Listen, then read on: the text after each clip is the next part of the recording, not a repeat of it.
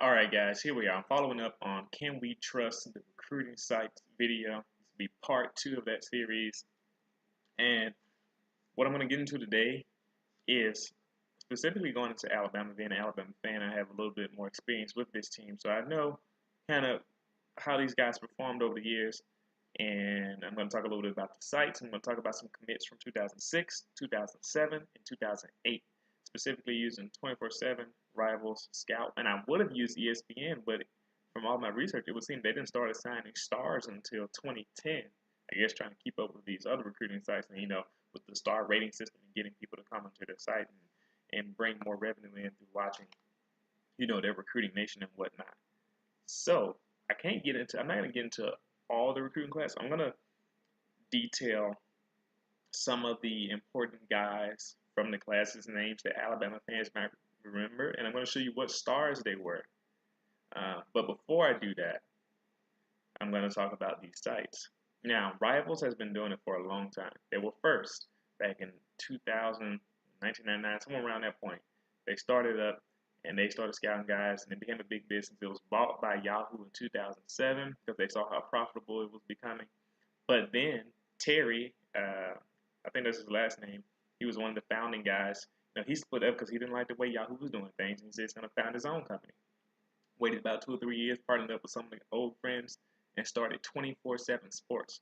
So 24/7 Sports came on the scene in 2010, and they started doing their recruiting service. So Rivals at 24/7, just like TJ, LSU dad said, they are, coming from the same guy, same people.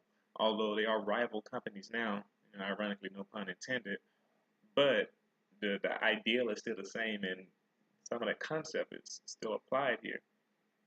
So it actually wouldn't surprise me, actually, to see if some of their ratings are the same, but they actually changed a little bit. And of course, I'm going to use Scout. Now, one thing that I do find interesting, and and because I didn't take like screenshots or I didn't think this would come up later on in life or anything, I didn't really keep in mind exactly who or what was 3-star or wasn't ranked much or was a 2-star or 4-star at those years in 2006, 2007, 2008. But looking back at it now and seeing what they have on the site now, I'm not quite so sure if they haven't changed some of these stars to kind of reflect what happened later on. But that's a bit of a conspiracy. That's not necessarily something true that happened, and my memory could be faulty. But some of these guys, I'm like, were they really rated a 4-star at that time, or did you change it after? Excuse me, after they were successful. But you'll see what I mean. So 2006, Alabama fans, you will remember guys like Earl Alexander, Mike McCoy, maybe Taylor Farr, Greg McElroy, of course, leader of the national championship game in 2009, Javier Arenas, who's still in the NFL to this day, Terry Grant, who played a little bit of running back for us, and Marquise Johnson. Now, 24/7 Sports didn't come on the scene until 2010. So any of these ratings here, it would have to be based on what they had before at Rivals, or they just assigned some grades based on whatever they thought about these guys at that point. But probably they got a little bit of information from Rivals. But 24/7 Sports ranked Earl Alexander a 3-star. And one of the reasons why I'm going to go through some of these guys, all these guys, none of these guys are 5 stars. All these guys are 3 or 4 stars. I'm talking about them because these guys end up making big impacts for the team, or at least being serviceable for the team, even though they weren't rated as like some of the highly can't miss products by these sites. Guys like Mike Ford, who from the 2006 class, who some sites rated as a 5-star, and most others as a 4-star, who didn't produce at all for Alabama. And you got a lot of those in every class, but these guys here, 3 and 4 stars, not even mentioned sometimes, end up being serviceable guys, and you remember their names more. Earl Alexander, I think he was number 82 when he was at Alabama, especially Nick Saban, about 2008, 2009 maybe. But he got in the game, he played, and he provided depth at the wide receiver position. He was just a lowly 3-star prospect. Rivals ranked him a 4, which is one of those things I'm like, is that really true? Is that really what happened there? But we'll see. And Scout.com also said that they rated him a 4. And Mike McCoy, who actually started for Alabama at wide receiver in the 2008 season, alongside Julio Jones. He was ranked a 3-star prospect by 24/7 Sports, and Rivals said they ranked him a 4-star prospect, and Scout.com ranked him a 3-star prospect. But he ended up being a starting receiver and was productive on the side. And he even got a chance in the NFL. I don't know how it worked out, but he had a chance. Taylor Farr, who ended up being a backup, kind of didn't really do much, but just provided depth. 3-star prospect, according to 24/7, 4-star according to Rivals, 3-star according to Taylor. According to Scout. Greg McElroy out of Texas, national championship game winning QB for Alabama in 2009-2010 season, then came back in 2010 season, led into a 10-3 record. Was a 3-star prospect according to all three of the sites, 24/7, Rivals, and Scout. So not much was expected from him, but smart guy who didn't have the biggest arm but was accurate and led the guys on, and was just a 3-star prospect. Javier Arenas, who undersized guy, 5'9", 180 pounds, maybe. Was a great punt returner for Alabama. Had the record for most punt return touchdowns. I think he still may be up to this day. Played a lot of great slot cornerback and nickelback for Nick Saban and is in the NFL now.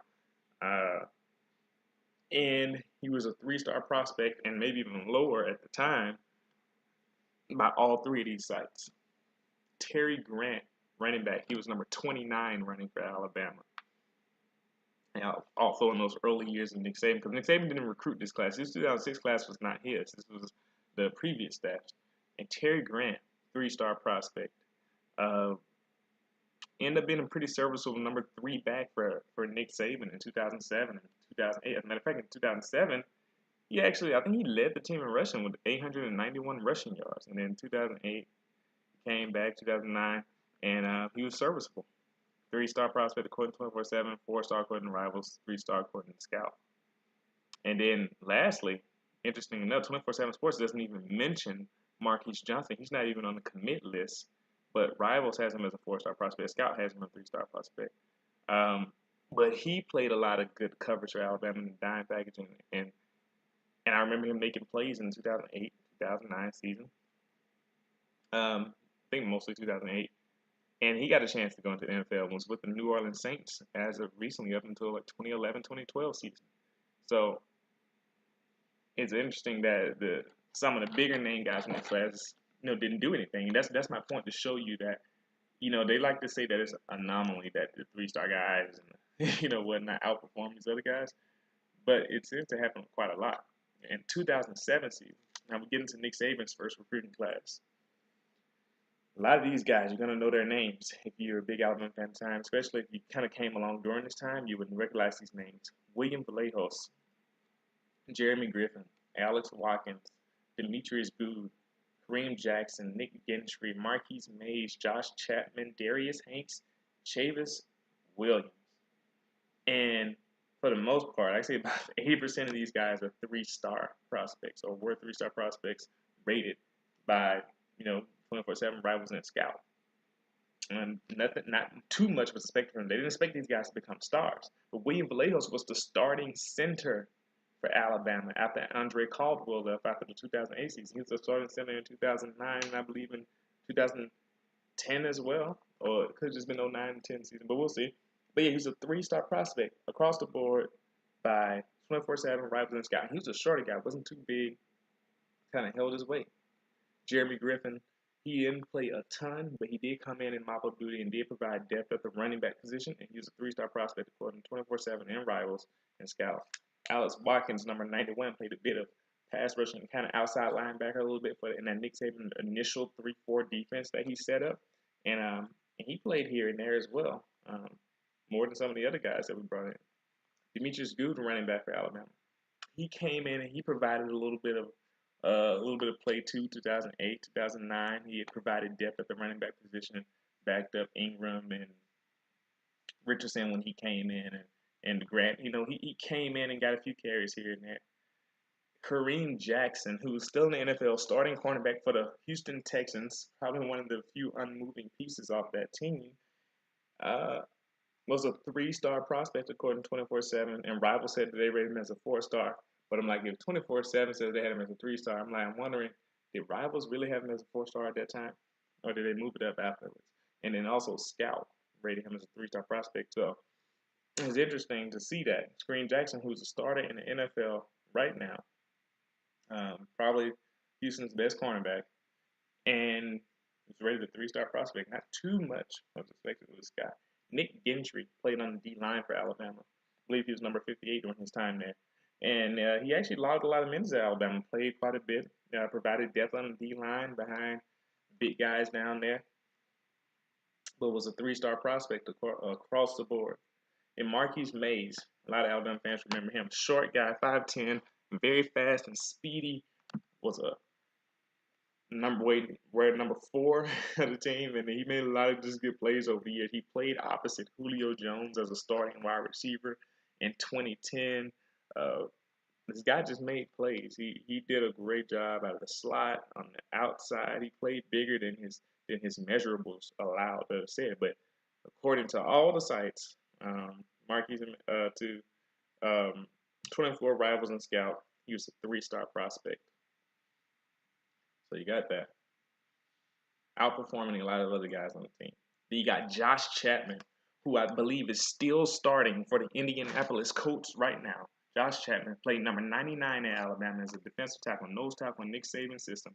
Was a three-star prospect across the board. Strong guy, holds up well in the interior, and played well for Alabama behind Terrence Cody. Backed him up, then came in and started after Terrence Cody. Darius Hanks was a three-star prospect. Played a lot of good slot receiver for Alabama for Nick Saban in those early years, 2008, 2009. Darius Hanks was number 15. Running some ride routes. He didn't catch a ton of passes, but he made timely passes and made use of his opportunities and was starting over other guys. Beat out guys like, B.J. Scott, who came in the 2008 class, who tried to play a little bit of cornerback and didn't really work out. Beat out guys like Melvin Ray, who was a four-star prospect, wide receiver in the 2008 class. A lot of guys like that. And three-star guys, Marquise Mays, Darius Hanks, are starting over them. So it's really interesting. Chavis Williams, he was number 55 at Alabama, was a three-star prospect according to 24/7 and Rivals, and was a two-star according to Scout. And he did his work. He provided depth, and he came in and played when Nick Saban called on him to, in the coming seasons after his joining the recruiting class. And so now, interesting thing is the 2008 class. This is what made me skeptical about 24/7's ratings. Because, like I said, they came on in 2010, so they had to do some, probably looking back at Rivals. But then Rivals made me wonder, because Rivals was the big site back then. And I'm pretty sure, I'm thinking that Rivals had Ingram at number 3. As a three-star prospect. But now they say they have him as a 4. And that was really interesting. Also, Damian Square, according to 24/7, was a 4-star, but even though Rivals says he was a 3, so that's interesting that they went higher. And Robert Lester's a 4, according to Rivals, but then 24/7 has him as a 3. So I was wondering, what's little interesting things going on. But I'm going to get into some of the 2008 guys. So this is Nick Saban's really big class at Alabama. I wasn't sure if they came in. Did they come in at number 1 this year? I know it was a really big class. They had 32 commits, so this is before the rule reducing the amounts. So Nick Saban really brought in a lot of talent in this class. This is the class that had Julio Jones, Tyler Love, who really flamed out, didn't do much, John Michael Boswell, Brandon Lewis, Melvin Ray, Burton Scott, Devontae Bolton, Destin Hood, Star Jackson, Kerry Murphy, and one thing, all those guys were 4-star prospects or better. And guess what? None of them really made an impact for Alabama. These other guys on this side made more of an impact than these guys on this side. And these guys are 3-star prospects. And like I said, some of them mentioned a 4, but you got Marcel Darius, Mark Ingram, Terrence Cody, Damian Square, Brad Smelly, Wes Neighbors, Ivan Matchett, Jermaine Pryor, and Robert Lester, who ended up being a starting safety down the line. So all these guys, and some they say here, they put them as a 4. But even if they did change it, they would be what? They were a low 4-star prospect, high 3-star, and a lot of these guys were lower 3 stars or middle of the range 3 stars. So starting with Marcel Darius, and it's been documented. You can probably look up articles on the internet saying how Marcel Darius was a 3-star prospect. But it's funny that 24/7 and Rivals said they have him as a 4-star now. And then Scout has him as a 3, like what I would remember myself. Well, no, that's Ingram. Mercedes is a 4 by 24/7, so they bumped them up a little bit. Rivals kept their initial ranking at 3, and the scout also said they had 4, which is interesting. But Mercedes, coming out of Birmingham, they actually played at Huffman, and you know, wasn't really expecting to be like one of the impact guys, but he ended up being one of the MVPs of the national championship against Texas. Started for the Buffalo Bills all these years. Was a top 5 draft pick. Amazing, amazing talent by this guy, but he was just a 3-star prospect. Mark Ingram out of Michigan, out of Flint, Michigan, who's still struggling with their water, by the way. The nation's not doing much about that. But according to 24/7 and Rivals now, they say he's a 4-star prospect. They say that's what they rated him. But it was well documented. You know, a lot of people saying he was a 3-star. Scout has him as a 3, but ended up being the first Heisman Trophy winner for Alabama. Terrence Cody, number 3. He was ranked number 3 by 24/7 and Rivals as a 3-star prospect, nose tackle. Just a really big guy who was athletic, but who they didn't think much of. Scout rated him as a 4-star, but he ended up being one of the better nose tackles in the Nick Saban era and started for the Baltimore Ravens for a really long time. Then Damian Square coming in, who ended up starting on down the line for Alabama. He was number 92 when he played back in 2010, 2011 season, where he kind of had more time on the line. But he's a 4-star according to 24/7. You know, 2 years later, even though they weren't scouting yet, and Rivals had him as a 3, Scout as a 4 as well. Brad Smelly. A lot of you don't remember him. He played quarterback in high school. He was number 17 when he played for Alabama. And he was a tight end, and he was our H-back, caught a lot of passes out of that traditional spot where we had a lot of bigger tight ends, but he was a smaller guy. And he was ranked a 3-star according to 24/7 and Rivals and a 2-star according to Scout. So not much, but he ended up being a very productive member of the Alabama team. Wesley Neighbors, who ends up kind of being like a backup type role, kind of provided depth in the secondary for Alabama. Wasn't even mentioned by 24/7 Sport. Was a 2-star according to Rivals, and was 3-star according to Scout. But they say he had more mention. I heard more about Wesley Neighbors than I did about these other guys like Burton, Scott, and Ray and Lewis and Star Jackson. He did more than they did. Ivan Matchett was a running back for Alabama. He got in and played a little bit in his career. Didn't play a lot, but played a little bit. And he was ranked 3 stars across the board. Jermaine Pryor, same thing as Ivan Matchett. Even less than Matchett, but he was ranked 3 stars across the board. And Robert Lester, who's a 3-star according to 24/7, who was the latest Rivals, as I keep saying. And Rivals ranked him as a 4. I doubt it. And Scout has him as a 3. And he ended up being a starting safety for Alabama in the 2010 season, 2011 season, one of those. And he led the team in interceptions, and he jumped out of his career, and he went into the NFL. I don't know if he's backing up somebody who's still playing right now, but as a 3-star prospect, ended up succeeding, exceeding a lot of these 4-star, 5-star guys, put in the work, and ended up being one of the more successful safeties in the Nick Saban era as well. So I'm saying all this to say, these rankings, these ratings are not exact science. There's a lot of 4 stars and a lot of 5 stars who are underperforming because I believe they were overvalued. And a lot of 3 stars, 2 stars, some guys that I even mentioned who were undervalued. And it shows up in how you can go back and look at these recruiting classes and see who was productive and who wasn't. And this is just some of those guys. I didn't even mention a lot of guys who were 5 and 4-star prospects who just flamed out, had a transfer, didn't develop, and really goes to show you how recruiting is the inexact science and how you can't put so much stock into the recruiting rankings. They do hit sometimes, and they are right sometimes. Julio Jones, like I said, big 5-star prospect, absolutely right, did his job. Trent Richardson, absolutely. They hit on some guys, but there's a lot of these guys who you never hear from again, while some of those relative unknown guys come up and they're amazing. So this is just a little bit. I'm going to do a little bit more. I'm going to go into some other teams who don't even get highly ranked recruiting class. I'm going to show you where some of their stars, like I'm going to look at some of their star players and see what their rankings were, and I'm going to show you how they are. So I'm going to keep this series up. Thanks for paying attention if you stuck in for the long haul. Thank you, TJ LSU Dad, for continuing to make videos, and I'll see you guys next time.